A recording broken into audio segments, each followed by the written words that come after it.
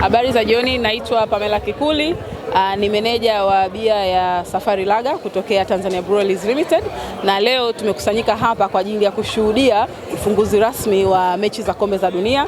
Kama mnavyofahamu, Safari Lager ni mdhamini rasmi wa kombe la dunia, na mwaka huu sisi tulijipanga kwa kuandaa sehemu mbalimbali za kutazamia mechi hii, kwa sababu lengo letu kubwa, tunawalenga watazamaji na fans mbalimbali wa mpira. Tunataka wapate experience nzuri wakati wa kipindi hiki cha kombe la dunia na waweze kushuhudia kwa umakini kabisa kombe hili na mechi hizi kwa kupitia skrini kubwa. Kwa hiyo sisi tumeamua kwamba tutaleta kombe la dunia Tanzania kuhakikisha kwamba Watanzania wote wanapata nafasi ya kuwa katika nafasi hii, na kwa kutumia bia yetu Safari Lager tunatoa zawadi mbalimbali za kuhakikisha kwamba tunaendeleza kuleta shamra za kombe hili la dunia. Kwa mwaka huu kwa mfano tumekuwa tunatoa zawadi mbalimbali kama TV kupitia draw ambazo tunazifanya kila wiki. Pia tunatoa airtime, na kikubwa kuna jezi rasmi ambayo watu mbalimbali wanaendelea kushiriki kwenye kutumia bia ya Safari wanaweza kujishindia, kama hii jezi ambayo nimeivaa. Na jezi hii ni smart jezi. Smart jezi maana yake ni kwamba ukiscan inafungua kwenye ukurasa wa Safari, na pale unaweza kuendelea kujishindia zawadi mbalimbali. Kwa hiyo hapa siku ya leo sisi tumeandaa experience nzuri ya kuja kuangalia mechi hii, na tunawaambia Watanzania waendelee kufuatilia bia ya Safari ili wajue sasa mechi zinazofuata tutakuwa wapi. Leo tumeanzia hapa kwa maana ya ufunguzi wa tournament.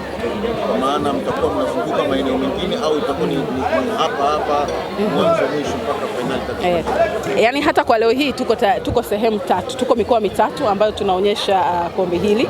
Kwa hapa Dar es Salaam tuko hapa Las Carinho, lakini kwa upande wa Mwanza pia tuna sehemu kama hii ya kuangalia mechi, na tuko sehemu inaitwa The Bridge, na Mbeya pia tuna sehemu inaitwa City Pub.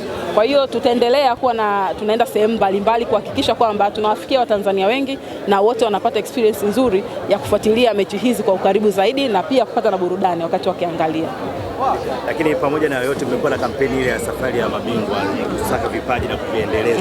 Labda kupitia kombe hili la dunia mnawapa platform gani kuweza kuhakikisha nao waweze kujifunza katika mechi za kombe la dunia, jinsi wanavyocheza kama wachezaji wachanga?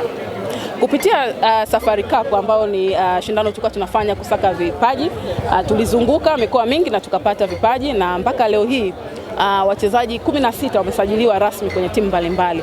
Kwa hiyo sisi kudhamini mashindano makubwa kama haya la kombe la dunia linaonyesha nia yetu ya Safari Lager kujikita kwenye mpira.